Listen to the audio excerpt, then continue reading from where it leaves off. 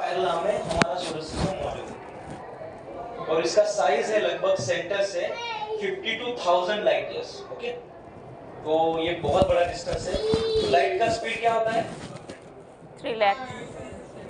Correct, 3 lakh kilometre पर second. Okay, तो इस स्पीड से लाइट एक साल में कितना डिस्टेंस कवर करेगी उसको हम बोलते हैं 1 लाइट ईयर। ओके, तो लाइट के स्पीड से अगर गैलेक्सी क्रॉस करनी है तो हमें उसके लिए लगेंगे 52,000 ईयर्स।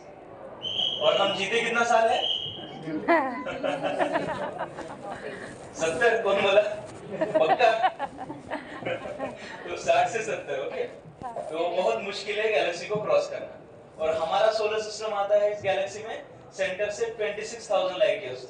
ये भी बहुत बड़ा डिस्टेंस है और लाइट का स्पीड हमारे यूनिवर्स का अल्टीमेट स्पीड है। ओके, उस स्पीड तक कोई नहीं जा सकता। ओके, ये लास्ट स्पीड है हमारे यूनिवर्स का। तो अभी ये बताइए, जिस गैलेक्सी में 400 बिलियन स्टार्स है उसमें हम हमारा स्टार बता सकते हैं कि ये हमारा सन है करके? बहुत मुश्किल ना। तो उसके लिए हमने लिया एक रेफरेंस पॉइंट। तो हमारा रेफरेंस पॉइंट है ये अल्फा सेंटाउरी। ओके, तो ये अल्फा सेंटाउरी है, 3 स्टार सिस्टम है। इसमें 3 तारे हैं, अल्फा सेंटाउरी ए, अल्फा सेंटाउरी बी और अल्फा सेंटाउरी सी। और जो अल्फा सेंटाउरी सी है वो स्टार हमारा जो सन है उससे काफी करीब है।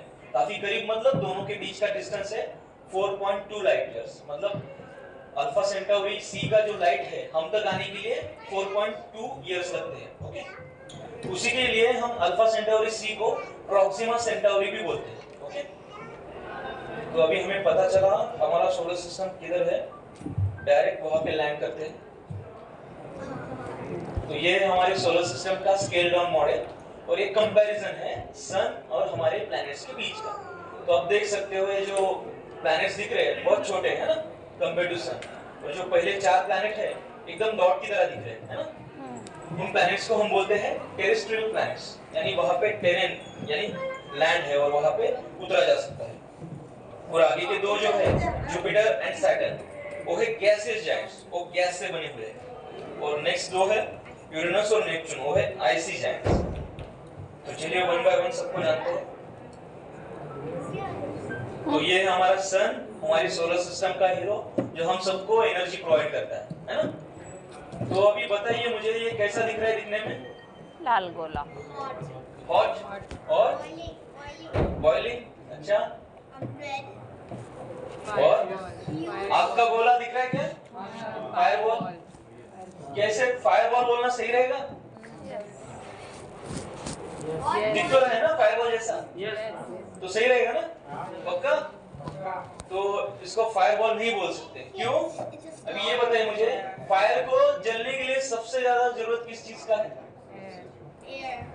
है ना? ऑक्सीजन। एयर मतलब ऑक्सीजन। ओके, तो ऑक्सीजन कंबशन में हेल्प करता है। अगर ऑक्सीजन नहीं है तो कोई भी चीज बर्न नहीं हो सकती। ओके, तो स्पेस में ऑक्सीजन है क्या? नहीं है, तो फिर ये जल कैसे रहा है? ये फायरबॉल है क्या? Right, nuclear fusion. बट ये फायरबॉल नहीं है। ओके, तो इसका जो अपीयरेंस है फायरबॉल के जैसा वो एक रिएक्शन के कारण है, न्यूक्लियर फ्यूजन। इसके कोर में एक रिएक्शन हो रहा है, उसके कारण ये फायरबॉल जैसा दिखता है। ओके, तो अभी इसके टेम्परेचर की बात करते हैं। इसका सरफेस टेम्परेचर क्या होगा? 6000। करेक्ट, तो 5000 से लेकर 6000 डिग्री सेल्सियस तक इसका सरफेस टेम्परेचर है। और ये जो दिख रहा है आपको येलो स्पॉट, इनको बोलते हैं हम सन स्पॉट। ओके, और इनका टेम्परेचर थोड़ा सा कम होता है 3000 डिग्री सेल्सियस तक। और जैसे जैसे हम सन के अंदर जाते हैं टेम्परेचर काफी बढ़ जाता है और सन के कोर में सबसे ज्यादा टेम्परेचर होता है। तो कितना होगा सन के कोर में टेम्परेचर? गेस कीजिए। 1,20,000। ओके, और यस,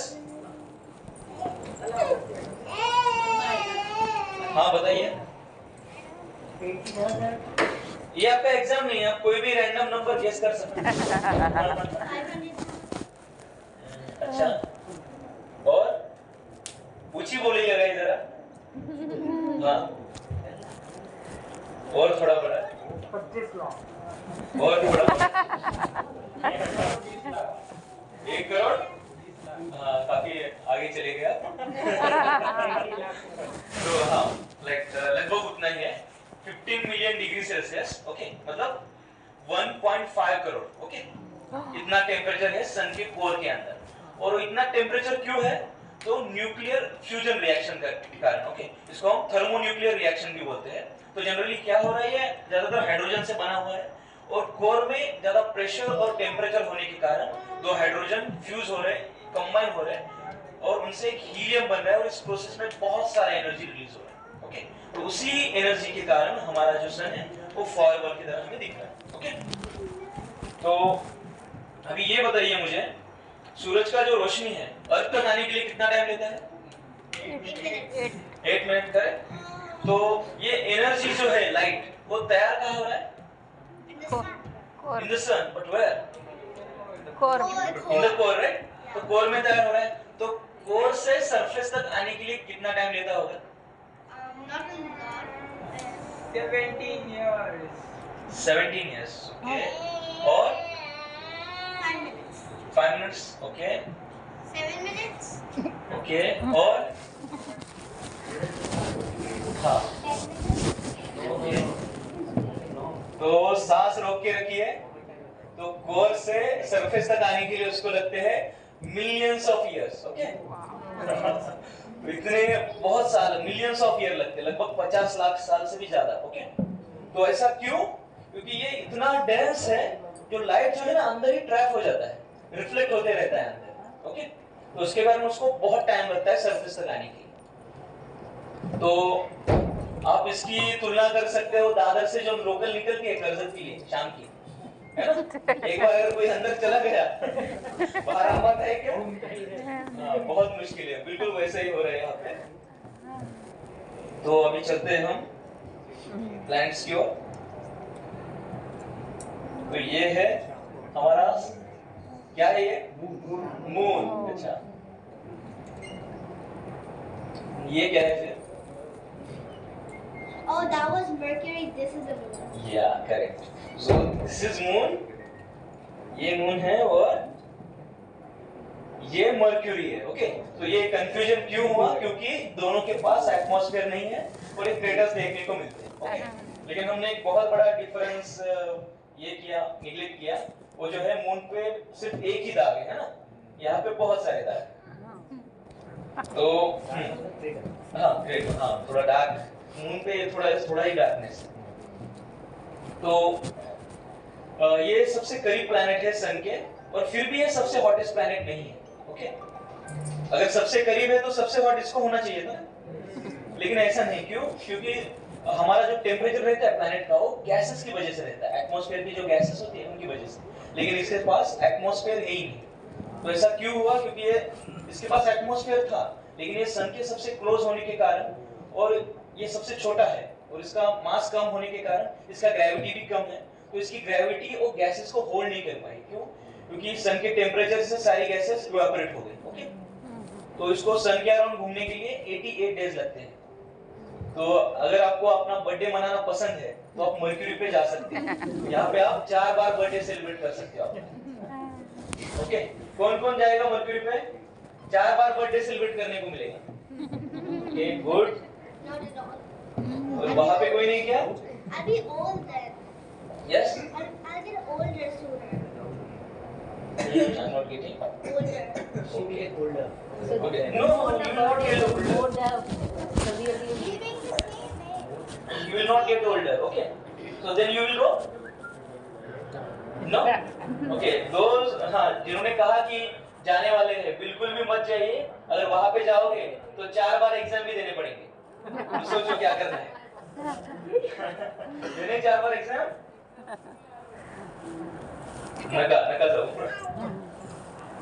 चलिए अभी चलते हैं विनस की ओर। तो ये हमारे सोलर सिस्टम का सबसे हॉटेस्ट प्लैनेट, इसको शुक्र बोलते हैं हम। और ये जो व्हाइट कलर के क्लाउड्स दिख रहे हैं आपको, ये है सल्फर के, और इसके सरफेस पे बहुत ज्यादा मात्रा में CO2 गैस है, मतलब कार्बन डाइऑक्साइड। और कार्बन डाइऑक्साइड क्या करता है? हीट को ट्रैप करता है। और इसका एटमॉस्फेयर इतना ठीक है कि जितना ये हीट एब्जॉर्ब करता है उतना इमिट नहीं कर पाता। उसके कारण इसका टेम्परेचर काफी हद तक बढ़ जाता है और यहाँ पे एसिड रेन होती है इस प्लैनेट पर। और हम इसको मॉर्निंग स्टार या इवनिंग स्टार भी बोलते हैं, राइट? तो अभी ये बताइए मुझे, ये स्टार है या planet? It's a planet. Then why we are calling it star? Because it is so hot. Because it's so hot. Like we can see. But what it is the in definition of star? Definition of star? It Those is- who it is has their light. own Light. light. Okay. Does it have its own light? No. No. Then why we are calling it star? Because we can see it from like far away and it looks like it's giving us light, but it's not giving us light. Okay, तो generally क्या होता है, हम इसको star क्यों consider कर रहे हैं? बिकॉज एटमॉस्फेरिक रिफ्रैक्शन के कारण।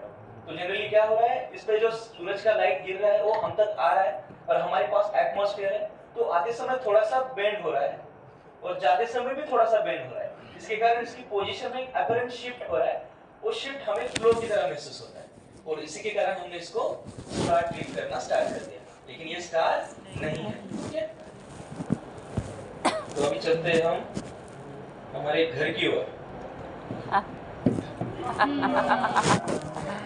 तो ये हमारा घर अर्थ, सबसे ब्यूटीफुल प्लैनेट, इसको ब्लू मार्बल भी बोलते हैं हम। तो इस प्लैनेट की खासियत ये कि ये ओनली प्लैनेट है हमारे सोलर सिस्टम में जहाँ पे लाइफ है, okay? और कहीं पे लाइफ नहीं पाया जाता। तो ऐसा क्यों? इसके कई रीजन है, उनमें से वाटर, यहाँ पे वाटर तीनों स्टेट में पाया जाता है, सॉलिड, लिक्विड और गैस। और हमारे पास कई प्रोटेक्शन है, लाइक हमारा एटमॉस्फेयर जो हमें एस्ट्रॉइड से बचाता है, और हमारे एटमॉस्फेयर में ओजोन लेयर जो हमें यूवी रेज से बचाता है, ओके? और हमारे पास है हमारी मैग्नेटिक फील्ड जो हमें जो स्टॉर्म जो रहते हैं उनसे बचाती है, ओके? तो ये इन कई प्रोटेक्शन के कारण यहाँ पे लाइफ जो है वो इवॉल्व हो पाया। तो अभी ये बताइए मुझे, ये नीला क्यों दिख रहा है हमारा आज? पानी। पानी के कारण? क्योंकि उसमें ज्यादातर वाटर है। ओशन के कारण? अच्छा, 70% I think. या 71%। ओके, तो ये बताइए मुझे, नीला पानी की वजह से दिख रहा है ना, ओशन की वजह से? बिल्कुल। अभी आप घर में जो पानी पीते हो वो नीले रंग का दिखता है क्या? नहीं ना? तो फिर नीला क्यों है? स्काई की वजह से? That's a huge explanation. No, very simple. Reflecting of light. Oh yeah. Okay, तो स्काई की वजह से नीला है। तो अगर अंधेरे में आप टॉर्च लेके जाओगे तो नीला दिखता है क्या आसमान? नहीं। No, I feel like it's just perspective. It's not actually. Okay, तो एक्चुअली क्या हो रहा है, ये लाइट का एक प्रॉपर्टी है स्कैटरिंग ऑफ लाइट, ओके? जब लाइट एटमॉस्फेयर से पास होता है किसी मीडियम से, वो स्कैटर होता है। लाइट में 7 कलर्स रहते हैं, रेनबो है ना? तो जो 7 कलर है ना, जब किसी मीडियम से गुजरता है लाइट तो स्कैटर फैलना स्टार्ट कर देते हैं, ओके? तो सबसे ज्यादा मात्रा में फैलता है नीला रंग, उसी के कारण हमें आसमान दिखता है नीला। और पानी की सतह पे भी सबसे ज्यादा मात्रा में फैलता है नीला रंग, उसी के कारण हमें पानी भी नीला दिखता है। तो ये स्कैटरिंग ऑफ लाइट यानी प्रकाश का विकिरण, ओके? तो उसके कारण हमें स्काई ब्लू दिखता है, हमारी अर्थ जो है ब्लू दिखती है। और एक इंटरेस्टिंग फैक्ट हमारी अर्थ के बारे में, अभी हमारी सोलर सिस्टम में सबसे बड़ा कौन है इंक्लूडिंग सन, उम्र में? हाँ, एज में सबसे बड़ा कौन है? The sun. Right, Yeah. सन सबसे बड़ा है, उसका एज है 4.5 बिलियन ईयर्स, ओके? तो सबसे बुजुर्ग वही है हमारे सोलर सिस्टम में। लेकिन हमारा जो ओशन है ना, उसका ओशन का जो पानी है उसका एज सन से भी ज्यादा है। ऐसे कैसे? हमारा जो पानी है ओशन में उसका एज सन से भी ज्यादा है। सही है या गलत है ये? तो जनरली हमारा जो वाटर जो है ना हमारे ओशन का, वो यहाँ का नहीं है। करोड़ों साल पहले कोई ऐसी कॉमेट आया और कोलाइड किया अर्थ के साथ, तो ये किसी दूसरी सोलर सिस्टम से आया है। ये पानी जो है ना यहाँ पे अवेलेबल नहीं है हमारे सोलर सिस्टम में, वो दूसरी सोलर सिस्टम से आया है, उसके कारण उसका एज ज्यादा है इस पानी का, ओके? तो चलते हम मून की ओर। तो ये हमारा नेचुरल सैटेलाइट मून, चंदा मामा, कैसा दिख रहा है? तो हमारा जो इवोल्यूशन हुआ, हमारा इवोल्यूशन है केमिकल इवोल्यूशन। तो केमिकल मिक्स हुआ है, वहां से लाइफ स्टार्ट हुआ है। तो उन केमिकल्स को अच्छे से मिक्स करने का काम किया है चंदा मामा ने। उनकी जो लो टाइड्स हाई टाइड्स जो है ना बढ़ती होती, उसकी वजह से वो सूप अच्छे से मिक्स हो पाया। और यहाँ पे हमें क्रेटर्स देखने को मिलते हैं। क्योंकि इसके पास एटमॉस्फेयर नहीं है।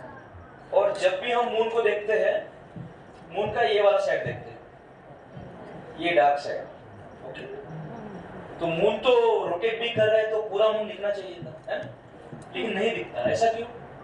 हम भी रोटेट कर रहे हैं।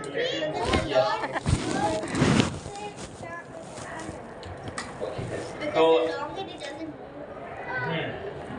ओके, तो इसका रोटेशन और रिवॉल्यूशन मतलब ये खुद के अराउंड घूमने के लिए लगभग 30 दिन लेता है, और अर्थ के अराउंड एक चक्कर लगाने के लिए 30 दिन लेता है, लगभग उतना ही टाइम लेता है, 30 दिन, ओके।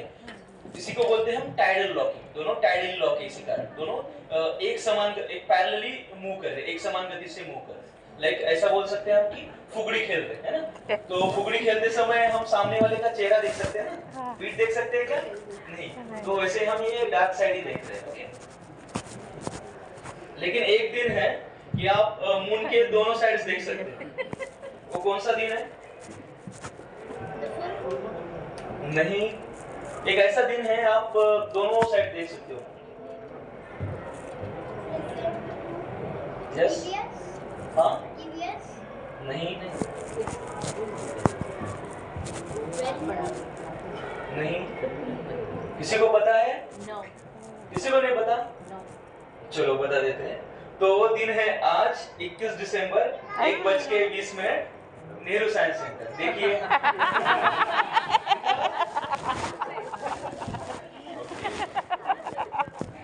तो मून की और एक खासियत, यहाँ पे हमारे चंद्रयान 1 की डिस्कवरी 2008 में जो भेजा गया था, यहाँ पे वाटर आइस है, और वो कितना है यहाँ पे? तो लगभग 6 बिलियन टन इतना वाटर आइस है। तो उसी के कारण यहाँ पे मून मिशन प्लान किए जा रहे हैं, क्योंकि इन फ्यूचर साइंटिस्ट सोच रहे हैं कि हम यहाँ से अर्थ से रॉकेट नहीं छोड़ेंगे, बहुत खर्चा हो रहा है, फ्यूल वगैरह वेस्ट हो रहा है। तो हम क्या करेंगे, मून पे ही लॉन्च बेस बनाएंगे, फिर से रॉकेट लॉन्च करेंगे। तो यूज क्या करेंगे वहाँ पे एज अ फ्यूल? तो वाटर आइस जो है उसको स्प्लिट करेंगे, उसको सेपरेट किया जा सकता है लिक्विड ऑक्सीजन और लिक्विड हाइड्रोजन में, जो कि रॉकेट में यूज होता है एज अ फ्यूल, ओके। तो कितना इतना फ्यूल है कि 100 साल तक रोज 20 रॉकेट आराम से छोड़े जा सकते हैं। उसी के कारण सब रेस में लगे हुए हैं, जो जाएगा पहले आइस पे कब्जा करेगा, ठीक है। तो अभी चलते हैं हम मार्स की ओर। तो ये हमारा रेड प्लैनेट, ओके, और ये एलन मस्क का काफी फेवरेट प्लैनेट है। वो स्टारशिप भी बना रहा है, मतलब बन गया ऑलमोस्ट। तो ये लाल दिखता है क्योंकि इसकी जो सॉइल है उसमें आयरन ऑक्साइड है, ओके। और यहाँ पे भी हमें क्रेटर्स देखने को मिलते हैं, क्योंकि इसके पास एटमॉस्फेयर है, लेकिन इसका एटमॉस्फेयर काफी थीन है। और ये आपको स्क्रैचेस दिख रहे हैं। तो ये प्रूफ है इस बात का कि मार्स पे कभी रिवर थी, क्योंकि जहाँ पे एटमॉस्फेयर थीन है वहाँ के वाइंड्स इतने पावरफुल नहीं होंगे कि ये ऐसा पैटर्न क्रिएट कर सके, ओके। और ये जो पिंपल्स दिख रहे हैं आपको, ये है मार्स के माउंटेन्स, और ये बड़ा वाला पिंपल है ओलंपस माउंट, हमारी सोलर सिस्टम का सबसे बड़ा माउंटेन। हमारी अर्थ का सबसे बड़ा माउंटेन कौन सा है? Mount Everest. उसका हाइट क्या है? करेक्ट, लगभग 9 किलोमीटर ले सकते हैं, है ना? तो उससे 3 गुना बड़ा है ये ओलंपस माउंट। तो इसलिए हमारे सोलर सिस्टम का सबसे बड़ा माउंटेन है।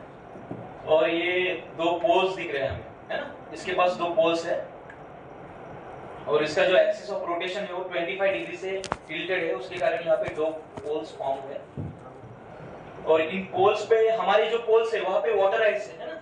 लेकिन इन पोल्स पे वाटर आइस नहीं है। इन पोल्स पे ड्राई आइस, मतलब solidified carbon dioxide. Carbon dioxide को अगर बहुत ठंडा किया जाए तो उसकी बर्फ बनती है, और उस बर्फ को बोलते हैं हम ड्राई आइस, ओके। तो अभी एक थियरी है कि ऐसा बोला जाता है कि इन फ्यूचर हम मार्स में जाके रह सकते हैं। मार्स का जो एटमॉस्फेयर है उसको हैबिटेबल बनाया जा सकता है, क्योंकि वहाँ पे ऑलमोस्ट सब है, कार्बन डाइऑक्साइड है, आयरन ऑक्साइड, मतलब ऑक्सीजन भी है वहाँ पर। तो अगर हम उसका क्वांटिटी थोड़ा बढ़ा दे, थोड़ा मात्रा में ऑक्सीजन वगैरह का, तो वहाँ और प्रेशर टेम्परेचर अगर वहाँ का सुटेबल करे अर्थ पे जैसा है, तो वहाँ पे हम सर्वाइव कर सकते हैं। इससे हमको बोलते हैं टेरा फार्मिंग, मतलब एटमॉस्फेयर का खेती। तो देखते हैं क्या होता है इन फ्यूचर। तो अभी चलते हैं हम सबसे बड़े प्लैनेट की ओर। तो ये जुपिटर, प्लैनेट्स का किंग। तो ये आपको गैसेस के बैंड्स दिख रहे हैं, तो ये क्यों? क्योंकि इसका ये गैसेस जायंट है, और इसको खुद के अराउंड घूमने के लिए 10 घंटे लगते हैं। तो गैसेस काफी तेजी से बैकवर्ड डायरेक्शन में मूव हो रही है, ओके। और ये बड़ा सा ये रेड डॉट दिख रहा है आपको? हाँ, तो ये है, ये स्टॉर्म है जो जुपिटर के सरफेस पे चल रहा है। और इसको सबसे पहले हमने 350 साल पहले देखा था, तब से कंटिन्यूअसली वैसे ही मूव कर रहे हैं। और ये इतना बड़ा है कि इसमें 3 अर्थ समाई जा सकती है, इसका इतना साइज है इसका। और अगर इसका सन के साथ कंपैरिजन किया जाए जुपिटर का, तो 1000 जुपिटर इज इक्वल टू 1 सन। और ये इतना पावरफुल प्लैनेट है हमारे सोलर सिस्टम में कि जो हमारा जो सन है उसको भी उसके एक्सिस से थोड़ा सा शिफ्ट करा देता है। तो ये ओनली प्लैनेट है जो सन पे इन्फ्लुएंस डाल सकता है। और ये हमारा प्रोटेक्टर भी है। हमारे पास जो एस्ट्रॉइड वगैरह आते हैं ना, ये काफी बड़ा प्लैनेट है तो ग्रेविटी भी इसका स्ट्रांग है, तो ये खुद की ओर खींच लेता है और हमें बचाता है। तो जैसे प्रोटेक्टर है वैसे डिस्ट्रॉयर भी है। और जो एस्ट्रॉइड नहीं आ रहे हमारी तरफ उनको भेज देता है। अभी अलग है। और ऐसा बोला जाता है अगर जुपिटर ना होता तो हम सबसे ज्यादा सेफ होते। अभी ये सबसे बड़ा प्लैनेट है, तो इसके मून्स कितने होंगे? 65 So 100. नहीं, 100 ज्यादा हो गए। तो 97. ओके ओके, तो अब तक हमने 95 मून खोजे। कितने? 95। तो उनमें से एक मून देखेंगे हम। ये है आईओ मून। Okay, IO. तो ये कैसा दिख रहा है दिखने में? चीज सड़ा हुआ ओके, कोई खाने की चीज? पिज्जा। Okay good. बड़ा नहीं दिख रहा बेसन में डुबोने से पहले? हाँ, तो आइसक्रीम की तरह भी दिखता होगा आपको। तो इसको हम पिज्जा मून भी बोलते हैं, क्योंकि जिस साइंटिस्ट ने इसको खोजा वो इटालियन था, और एक पिज्जा में जो होना चाहिए वो सब इसमें उसको दिखा। ब्लैक कलर की ऑलिव टॉपिंग, व्हाइट कलर का चीज, रेड कलर का सॉस, है ना, उसने इसको पिज्जा मून बोल दिया। तो दिखने में जितना ब्यूटीफुल है उससे कई ज्यादा खतरनाक है। जो ऑलिव टॉपिंग्स है ब्लैक कलर के, वो है एक्टिव वोल्केनोस। और ये व्हाइट कलर का चीज सल्फर है, और रेड कलर का जो सॉस है वो मैग्मा एंड लावा है, उन वोल्केनोस से बाहर आ रहा है। तो जियोलॉजिकली मोस्ट एक्टिव बॉडी है हमारी सोलर सिस्टम में, काफी डेंजरस है। अभी चलते हैं हम सैटर्न, शनि की ओर। ये सबसे ब्यूटीफुल प्लैनेट है। इसके रिंग्स होते हैं, है ना? कितने रिंग्स होते हैं इसके? 3। पता नहीं। नो, इसके 7 रिंग्स होते हैं। ओके, टेलीस्कोप से हम जब देखते हैं हमें 3 ही रिंग्स दिखते हैं। ओके, और इस प्लैनेट की खासियत ये गैसेस जाएंगे, है ना? और शनि से हम इंडियन लोग बहुत डरते हैं। आपकी कुंडली में शनि भारी, खेल खत्म, है ना? अब ये बताइए मुझे कि शनि सच में भारी है? नहीं, बिल्कुल भी भारी नहीं, बहुत हल्का है। तो ये जस्ट गैस का बना है, गैस का प्रॉपर्टी रहता है गैस कितना भी फैल सकता है। जस्ट कंसीडर कीजिए, अगर यहाँ बीच में सेंटर में हमने परफ्यूम का स्प्रे मार दिया तो पूरे रूम में स्मेल आएगा, तो इतना सा जो गैस था वो पूरे रूम में फैल गया। तो बिल्कुल उसी तरह से जस्ट फैल गया है, ओके, फूल गया है। तो अगर हम इसे उठा पाए और एक तालाब में रख पाए तो ये फ्लोट करेगा, क्योंकि इसका डेंसिटी जो है वो पानी से भी कम है। ओके, तो शनि से बिल्कुल नहीं डरना है। डरेंगे या नहीं? थोड़ा अभी आप ही बताइए, भारी है या नहीं? ये नहीं है, वो है। कोई नहीं वाला। जीवन भी हर एक ये वो कहने की बात रहता है। शनि मतलब प्लैनेट जो है ना, एक्चुअली देखिए बहुत दूर है ये, है ना? कोई इन्फ्लुएंस नहीं डालते हैं। अगर ग्रेविटी हमारे, अभी आप जो मेरे आजू बाजू है ना, आप लोग ज्यादा इन्फ्लुएंस कर रहे हैं मुझे कंपेयर टू प्लैनेट। उतना इम्पैक्ट नहीं रहता, बहुत ही माइन्यूट में आता है वो इन्फ्लुएंस, वो अट्रैक्शन, तो कुछ इन्फ्लुएंस नहीं पड़ता। ओके, तो अभी चलते हैं हम यूरेनस की ओर, हमारी सोलर सिस्टम का सबसे कोल्डेस्ट प्लैनेट। ओके, और इसका जो कलर दिख रहा है आपको ग्लोइंग ब्लू, वो है मीथेन गैस के कारण। और इसकी स्पेशलिटी ये है, इसका जो एक्सिस ऑफ रोटेशन है ना, वो 98 डिग्री से टिल्ट है। मतलब ये जब चक्कर लगाता है ना, रोल नहीं कर रहा, ये रोल कर रहा है। मतलब साइकिल का पहिया कैसे घूमता है वैसे घूम रहा है सूरज के कारण। ओके, और इसके भी रिंग्स होते हैं, पर ये हमसे काफी दूर है तो हमें अच्छे से नहीं दिखाई देते। तो जस्ट इमेजिन कीजिए अगर सैटर्न को उसके रिंग के साथ अगर 98 डिग्री से टिल्ट किया जाए, वो कैसे चक्कर लगेगा सूरज के, बिल्कुल उसी तरह से ये सूरज के अराउंड घूमता है। ओके,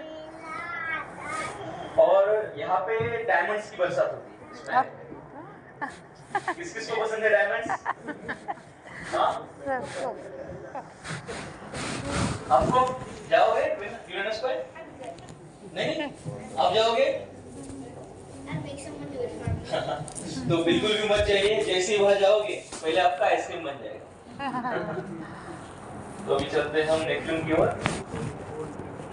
तो ये दूसरा आइसी जाइंट और ये थोड़ा कम ठंडा है यूरेनस से। तो इसका जो डार्क ब्लू कलर दिख रहा है वो मीथेन गैस के कारण, मीथेन यहाँ बहुत ज्यादा मात्रा में प्रेजेंट है। तो सबसे ज्यादा ठंडा किसको होना चाहिए था? नेपच्यून को ना। सूरज से सबसे ज्यादा दूर कौन है? तो सबसे ज्यादा ठंडा नेपच्यून को होना चाहिए था, लेकिन यहाँ तो उल्टा है। यूरेनस ठंडा ऐसे क्यों? एटमॉस्फेयर क्या? इसका atmosphere सन maybe से दूर है। doesn't have. सन से दूर है इसलिए नहीं, इसको ज्यादा ठंडा होना चाहिए था ना, सन से ज्यादा दूर है। तो जनरली एटमॉस्फेयर भी, और तो जनरली क्या है, इसका जो कोर है नेपच्यून का वो अभी भी एक्टिव है, हीट रिलीज करता है थोड़ा सा। और यहाँ पे जो मीथेन का ज्यादा मात्रा में जो प्रेजेंस है, मीथेन गैस क्या करता है, इंफ्रारेड रेडिएशन और हीट को ट्रैप कर लेता है, उसके कारण इसका टेम्परेचर थोड़ा ज्यादा है। और यूरेनस का जो कोर है एकदम डेड हो चुका है, एकदम ठंडा पड़ चुका है, तो वो कोई हीट रिलीज नहीं कर रहा, उसी के कारण यूरेनस सबसे ज्यादा ठंडा है और नेपच्यून थोड़ा सा कम ठंडा है। ओके, तो यूरेनस और नेपच्यून की एक खासियत, हमें यूरेनस के बारे में पता था लेकिन नेपच्यून के बारे में बिल्कुल पता नहीं था। नेपच्यून का डिस्कवरी एकदम एक्सीडेंटल है। तो यूरेनस जब सूरज के चक्कर लगा रहा था तब उसकी ऑर्बिट में थोड़ा वॉबल कर रहा था, इधर-उधर खिसक रहा था। ओके, तो अब हमने ऐसे मैथमेटिक लॉजिक लगाया कि अगर ये वॉबल कर रहा है, खिसक रहा है, तो वहाँ पे कोई एस्ट्रोनॉमिकल बॉडी होना चाहिए जो इसको इन्फ्लुएंस कर रहा है उसकी गाइडेंस से, है ना। तो उसके बेसिस पे मैथमेटिकल कैलकुलेशन हुआ और एक प्लेस निर्धारित किया गया कि यहाँ पे वो चीज होना चाहिए। तो वहाँ पे टेलीस्कोप से देखा गया तो हमें नेपच्यून देखने को मिला, एकदम एक्सीडेंटल डिस्कवरी नेपच्यून का। तो नेपच्यून से पहले हम प्लूटो को भी प्लैनेट कंसीडर करते थे, 8 प्लैनेट। ओके, तो 2006 में इंटरनेशनल एस्ट्रोनॉमिकल यूनियन ने एक डाटा जाहिर किया कि किस एस्ट्रोनॉमिकल बॉडी को प्लैनेट बोला जाए। तो उसमें क्राइटेरिया था कि उसका शेप राउंड होना चाहिए, उस सन के अराउंड चक्कर लगाना चाहिए और उसका एक खुद का इंडिपेंडेंट ऑर्बिट होना चाहिए। तो ये राउंड शेप का भी था, सन के अराउंड चक्कर भी लगा रहा था, लेकिन इसका ऑर्बिट इंडिपेंडेंट नहीं था क्योंकि ये लगभग 35 ईयर के लिए नेपच्यून का ऑर्बिट यूज कर रहा था, नेपच्यून के ऑर्बिट को इंटरसेक्ट कर रहा था। तो इस एक वजह से हमने इसको प्लैनेट की कैटेगरी से निकाल के डॉग प्लैनेट की कैटेगरी में डाल दी। ओके, तो अभी ये हम इसको काइपर बेल्ट में काउंट करते हैं। तो भले ये डॉग प्लैनेट क्यों ना हो, जो काइपर बेल्ट है उसमें सबसे बड़ा एस्ट्रोनॉमिकल बॉडी प्लूटो ही है, तो उसको काइपर बेल्ट का किंग भी बोला जाता है। तो इतना ही, यहाँ पे हम रुकते हैं। Thank you.